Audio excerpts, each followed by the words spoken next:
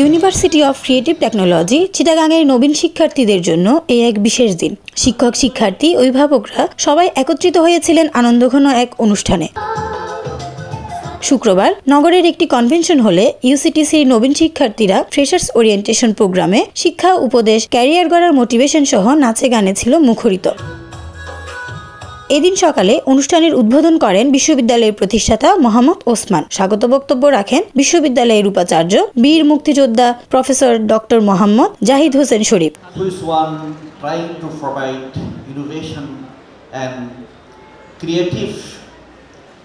All kinds of facilities in Chittagong and all over the country.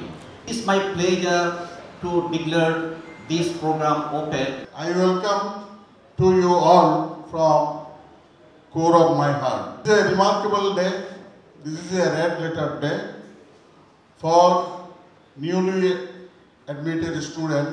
এই সময় চুয়েট, চট্টগ্রাম বিশ্ববিদ্যালয়, বুয়েট সহ দেশের বিভিন্ন বিশ্ববিদ্যালয়ের শিক্ষকবৃন্দ অতিথি হিসেবে উপস্থিত ছিলেন। First of all, I would like to express my gratitude and the welcome to the freshers, and I would like to congratulate the new students who have chosen this university to start their career.